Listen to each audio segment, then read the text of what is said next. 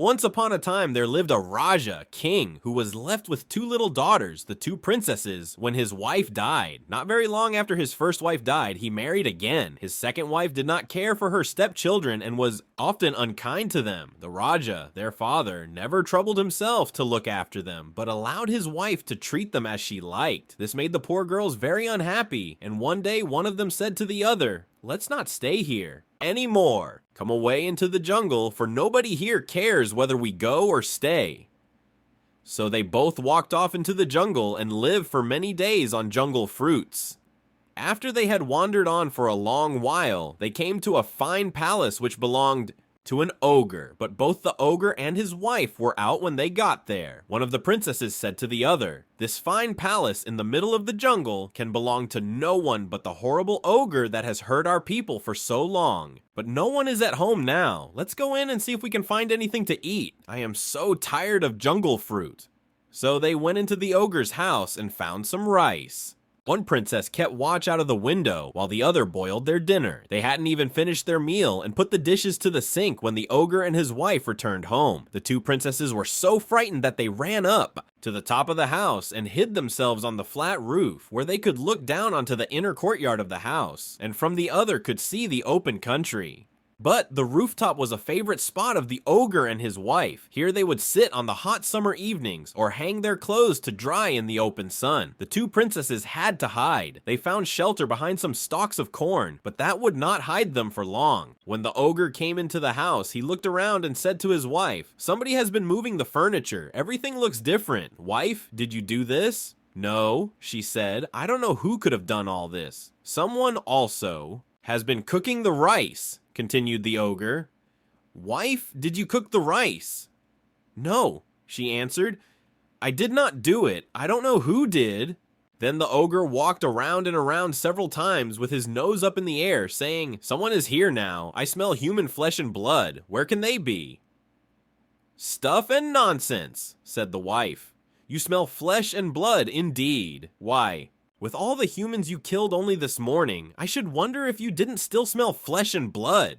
They went on quarreling this way until the ogre said, "Well, never mind, I don't know how it is, but I'm very thirsty. Let's go outside and drink some water." So both the ogre and his wife went to a well close to the house and began letting down jars into it and drawing up the water and drinking it. And the princesses, who were on the top of the house, saw them. Now the younger of the two princesses was a very clever girl, and when she saw the ogre and his wife by the well, she said to her sister, "I will do something now that will be good for us and good for everyone." Running down quickly from the top of the house, she crept close behind the ogre and his wife as they stood on tiptoe over the side of the well. The girl grabbed hold of one of the ogre's heels with one hand and one of his wife's heels with her other hand, gave each a mighty push and knocked the ogres down into the well. They both were drowned. The princess then returned to her sister and said, "I killed the ogres." "What, both of them?" cried her sister. "Yes, both," she said.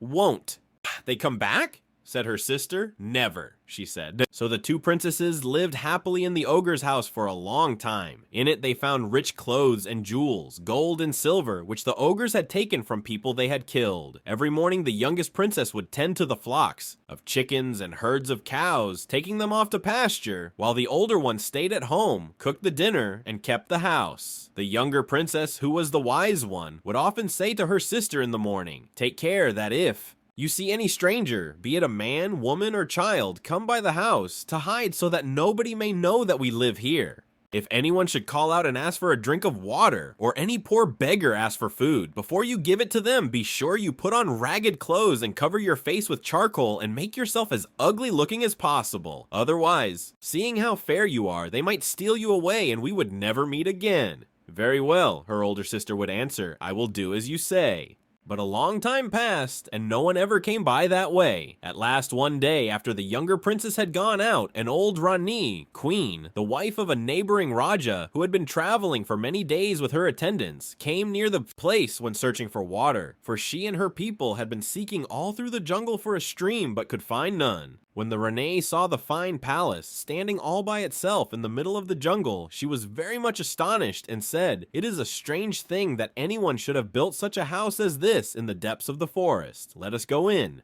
The owners will doubtless give us a drink of water."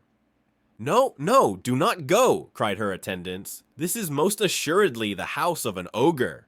I should scarcely think anything very terrible lives here, for there is not a sound stirring, nor a living creature to be seen." So she began tapping at the door, which was bolted, and called, "Will whoever owns this house give me and my people some water to drink?" But nobody answered, for the princess, who heard her coming, was busy up in her room, blacking her face with charcoal and covering her rich dress with rags. Then the Renee got impatient and shook the door, saying angrily, "Let me in, whoever you are. If you don't, I'll force the door open." At this, the poor little princess got dreadfully frightened, and having blacked her face and made herself look as ugly as possible, she ran downstairs with a pitcher of water. Unbolting the door, she gave the Renee the pitcher to drink from, but the maiden did not speak, for she was afraid. Now the Renee was a very clever woman, and as she raised the pitcher to her mouth to drink the water, she thought to herself, "This is a very strange-looking creature who has brought me this jug of water. She would be pretty, but that her face seems to need washing, and her dress also is very untidy. What can that black stuff be on her face and hands? It looks very unnatural." And so instead of drinking the water, she threw it in the princess's face. The princess started back with a little cry, while the water, trickling down her face, washed off the charcoal and showed her delicate features and beautiful complexion. The Rani caught hold of her hand and said, "Now tell me true, who are you? Where do you come from? Who are your father and mother? And why are you here alone by yourself in the jungle? Answer me, or I'll have your head cut off." And she summoned one of her guards, who drew his sword. The princess was so terrified she could hardly speak, but as best she could, she told how she was the daughter of a king and had run away into the jungle because of her cruel stepmother, and finding the house had lived there ever since, and having finished her story, she began to cry. Then the Renee said to her, "Pretty child, forgive me for my roughness. Do not fear, I will take you home with me. As the daughter of a Raja, you shall be a proper wife for my son." But the more she spoke to the princess, the more frightened the princess became, and could do nothing but cry.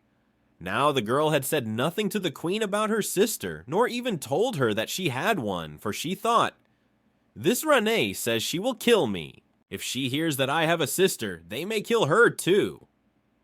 At last the Renee said to one of her servants, "Place this young lady in one of the palanquins, and we will set off for home." And so they did, when the princess found herself shut up in the palanquin and being carried she knew not where. She thought how terrible it would be for her sister to return home and find her gone, and determined, if possible, to leave some sign to show her which way she had been taken.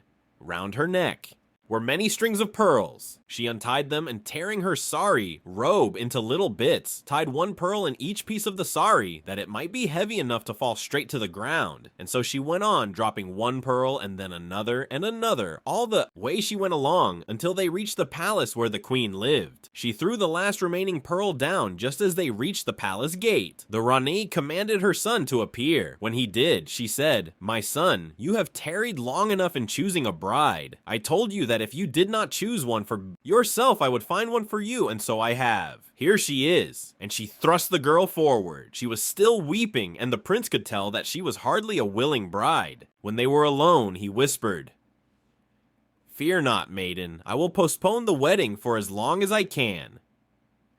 And if the wedding must take place, you will not be forced to say or do anything you do not want to do." But she barely heard him, thinking only of her sister, and too distraught and fearful to say or do anything else. Meanwhile, the younger princess, who had been out with her flocks when the queen took her sister away, had returned home. When she came back, she found the door wide open and no one standing there. She thought it very odd, for her sister always came every night to the door to meet her on her return. She went upstairs. Her sister was not there. The whole house was empty and deserted. There she must stay all alone, for the evening had closed in and it was impossible to go outside and seek her with any hope of success. So all night long she waited, crying, "Someone has been here, and they have stolen her away. They have stolen my darling away. Oh, sister, my sister." Next morning, very early, going out to continue the search, she found one of the pearls belonging to her sister's necklace tied up in a small piece of sari. A little further on lay another, and yet another. All along the road, the Rani had gone. Then the princess understood that her sister had left this clue to guide her on her way, and she at once set off to find her. Very, very far she went, a 2 months journey through the jungle, for she could not travel fast. The many days walking tired her so much, and sometimes it took her 2 or 3 days just to find the next piece of sari with the pearl. At last, she came near a large town to which it was evident her sister had been taken. Now this young princess was very beautiful indeed, as beautiful as she was wise, and when she got near the town she thought to herself, if people see me, they may steal me away as they did my sister, and then I shall never find her again. I will disguise myself. As she was thus thinking, she noticed by the side of the road a skeleton and a shriveled, dry fur of an old tiger. The princess took the skin and washed it and drew it on over her own lovely face and neck, as one draws a glove on one's hand. The skin was so old nothing remained of the shape of the tiger, and only a yellowish hue, and it hung on her the way an old woman's skin might hang. Then she took a long stick and began hobbling along, leaning on it toward the town. On she went, picking up the pearls, one here, one there, until she found the last pearl just in front of the palace gate. Then she felt certain her sister must be somewhere near, but where she did not know. She longed to go into the palace and ask for her, but no guards would have let such a wretched-looking old woman enter, and she did not dare offer them any of the pearls she had with her, lest they should think she was a thief. So she determined merely to remain as close to the palace as possible, and wait till fortune favored her with the means of learning something further about her sister. Just opposite the palace was a small house belonging to a farmer, and the princess went up to it and stood by the door. The farmer's wife saw her and said, "Poor old woman, who are you? Why are you here? Have you no one in the world?" "Alas, no," answered the princess. "I am a poor old woman, and have neither father nor mother, son nor daughter, sister nor brother to take care of me. All are gone, and I can only beg my bread from door to door." "Do not grieve, good mother," answered the farmer's wife kindly. "You may sleep in the shelter of our porch, and I will give you food." So the princess stayed there for that night and for many more, and every day the good farmer's wife gave her food. But all this time she could learn nothing of her sister. Now there was a large tank near the palace on which grew some fine lotus plants covered with rich crimson lotuses, the royal flower, and of these the Rani was very fond indeed, and prized them very much. To this tank, because it was the nearest to the farmer's house, the princess would go every morning, very early, almost before it was light, at about 3 o'clock, and take off the old tiger's skin that helped her to look like an old woman, and wash it and hang it out to dry, and wash her face and hands, and bathe her feet in the cool water, and comb her beautiful hair. Then she would gather a lotus flower, such as she had been accustomed to wear in her hair as a child, and put it on, so as to feel for a few minutes like herself again. Thus she would amuse herself. Afterwards, as soon as the wind had dried the old skin, she put it on again, threw away the lotus flower, and hobbled back to the farmer's door before the sun was up. After a time, the Rani discovered that someone had plucked some of her favorite lotus flowers. People were set to watch, and all the wise men in the kingdom put their heads together to try and discover the thief, but to no avail. At last, the excitement about this matter being very great, the queen's younger son, a brave and noble young prince, said, "I will certainly discover this thief." It chanced that several fine trees grew round the tank. Into one of these the young prince climbed one evening, and there he watched all the night through, but with no more success than his predecessors. The lotus plants lay still in the moonlight, without so much as a thieving wind coming by to break off one of the flowers. The prince began to get very sleepy, and thought the thief, whoever he might be, could not intend to return, when, in the very early morning, before it was light, who should come down to the tank but an old woman he had often seen near the palace gate. "Aha!" thought the prince. "This then is the thief. But what can this queer old woman want with lotus flowers?" Imagine his astonishment when the old woman sat down on the steps of the tank and began pulling the skin off her face and arms. And from underneath the shriveled yellow skin came the loveliest face he had ever beheld. So fair, so fresh, so young, so gloriously beautiful, that appearing thus suddenly it dazzled the prince's eyes like a flash of lightning. "Ah," thought he, "can this be a woman or a spirit, a devil or an angel in disguise?" The princess twisted. up her glossy black hair, and plucking a red lotus, placed it in it and dabbled her feet in the water, and amused herself by putting round her neck a string of the pearls that had been her sister's necklace. Then, as the sun was rising, she threw away the lotus, and covering her face and arms again with the withered skin, went hastily away. When the prince got home, the first thing he said to his mother was, "Mother, I should like to marry that old woman who stands all day at the farmer's gate, just opposite." "What?" cried the Renee. "You are mad. Marry that skinny old thing? You cannot. You are a prince. Are there not enough princesses in all the world that you should wish to marry a wretched old beggar woman?"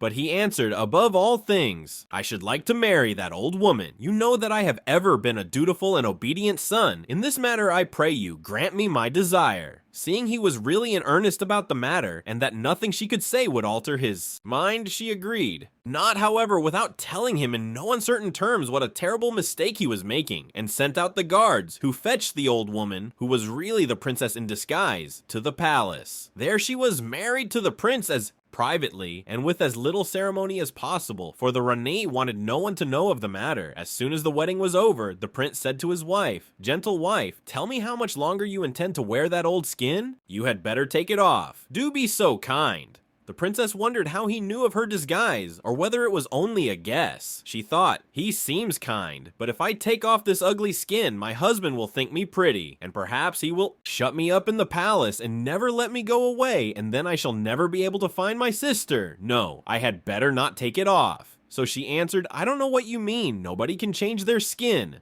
This she mumbled as if she were a very old woman indeed, and had lost all her teeth and could not speak plain.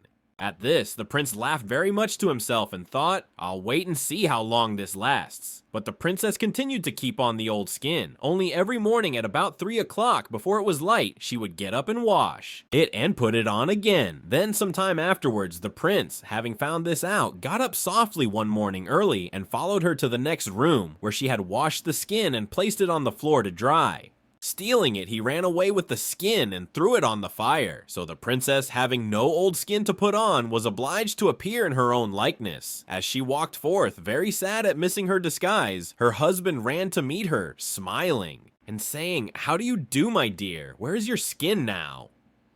Soon the whole palace had heard the joyful news of the beautiful young wife that the prince had won, and all the people, when they saw her, cried, "Why, she is exactly like the beautiful princess our young prince married, the jungle lady." The younger prince took her to introduce his bride to his older brother's wife. No sooner did the princess enter her sister-in-law's room than she saw that in her she had found her lost sister, and they ran into each other's arms. Great then was the joy of all, but the happiest of all these happy people were the two princesses, who were at last reunited, and they lived together in peace and joy their whole lives long.